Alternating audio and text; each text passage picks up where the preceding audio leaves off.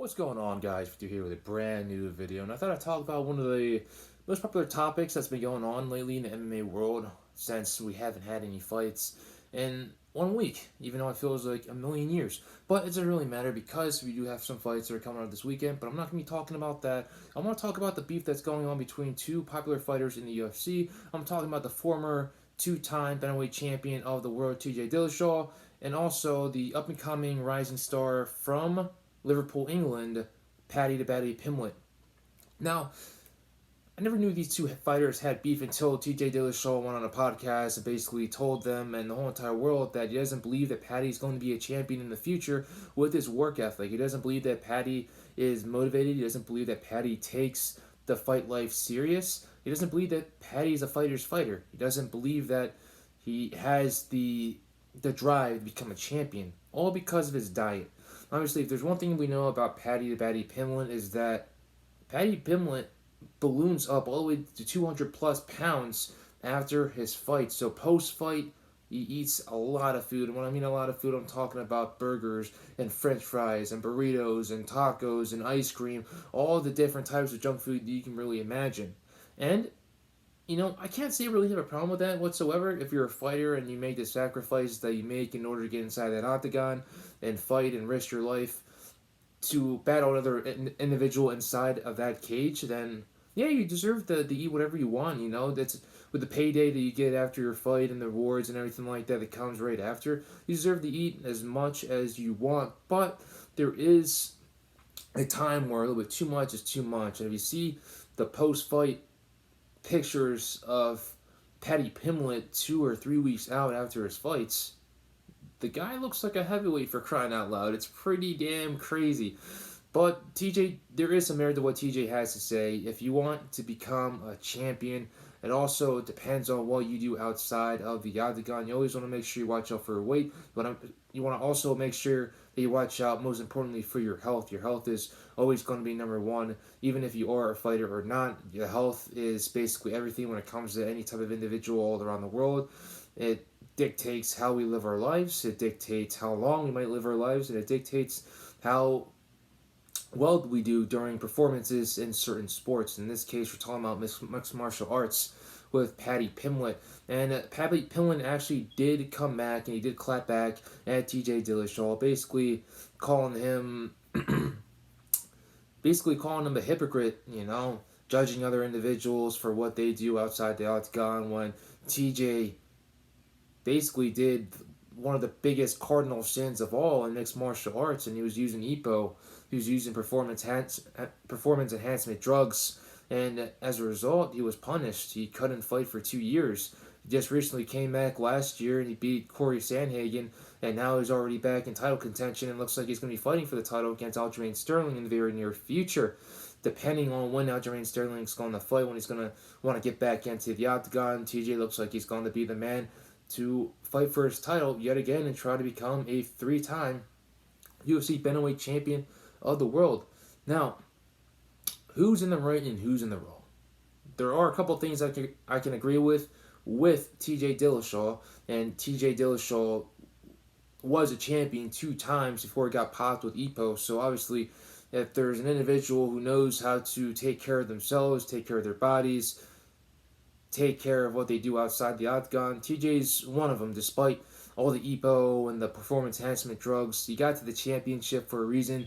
He basically was a part of one of the biggest upsets in UFC history as well when he upset Renan Barão, who was basically on a 30-something fight win streak, which was absolutely insane. And he was absolutely shredded during that fight, and he was absolutely shredded during his title defenses as well. And if Paddy's going to want to become a champion, then he's definitely going to want to take care of himself, but you don't have to be the fittest fighter in the whole entire world in order to win a UFC championship.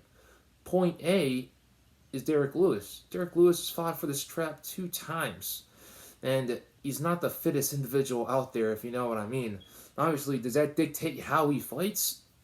No, not at all. The guy knocks people out left and right and leaves people unconscious. Ask Curtis Blades, for crying out loud. He was one of his victims, and many others as well inside of the octagon. But being the most fittest fighter in there doesn't mean that it's going to increase your chances of winning a championship. There's plenty of other fighters out there that aren't really in the best of shape and still have great chances of winning a championship. It's all about what you do inside of the octagon. It's not about what you eat, what you intake, and what you decide to gorge down on your days off or during your days in camp. You know, Jorge Masvidal, guy eats McDonald's. He eats a good amount of McDonald's, and he was eating McDonald's during his fight camps. You know, and he fought for a title, not once but twice. So obviously, there's a lot to take in with the majority of what TJ had to say, but I'm on both these guys' side. Obviously, I do believe it's very important to take care of yourself inside, outside the octagon, especially with the food that you intake, the food that you eat, because it can also dictate how much energy you have going into a fight. It can dictate how you perform during your camps as well. There's two important things that a fighter's always focus on. It's his fight and also his fight camp that takes place before the fight, leading up to the fight itself. So obviously, what you eat is very important, but doesn't mean that it's the most important thing to a fighter itself. No, like I said, it only thing that matters is the skills that you bring inside of the cage. The only thing that matters is your game plan going into your fight. Does food really have a huge part to do with it? No. If you make weight, then you make weight and you go on to fight that individual they're going to fight the night after you make weight. You know, that's the most important thing. You know, if TJ wants to come out here and say whatever he wants, you know, he has the right to. If Paddy Pimblett wants to clap back at him and eat whatever he wants, he can do that as well. Every fighter has the ability to do whatever they want. And if Paddy wants to eat a bunch of junk food and balloon all the way up to 200 plus pounds, let him do it. You know, as long as he makes weight, that's the only thing that matters. The UFC wants you to do two things if you sign your name on the dotted line of a fight contract. They want you to show up, they want you to make weight, and they want you to fight. Those are the three things, the most important three things they want you to do. And if Paddy Pimblett's coming here and he's making weight and he's winning his fights, then he's doing something right. Even though he does eat a lot of unhealthy crap on a daily basis. But other than that, what do you guys think about this whole entire situation between Paddy Pimblett and the UFC former bantamweight champion of the world? Literally fresh off of his 2-year ban. I believe it's been a year now since he's fought Corey Sandhagen, TJ Dillashaw. What do you guys think about this whole entire interaction between both these fighters? Who's in the right? Who's in the wrong? Do you guys agree that Paddy has every right to eat whatever he wants? Or do you guys agree that with TJ saying that he's not dedicated, he's not going to become a champion with his work ethic, and that if he continues to be on the path that he's on right now, he's never going to amount to too much in his fight career, especially with the UFC? Let me know, guys. I think it's going to be very interesting to see what you guys have to say on this. I like this whole entire topic. I think it's very interesting, which is why I wanted to chime in and put my little bit of my perspective into it as well. So, appreciate you guys for watching the video. Stay safe. Take care, guys. Later.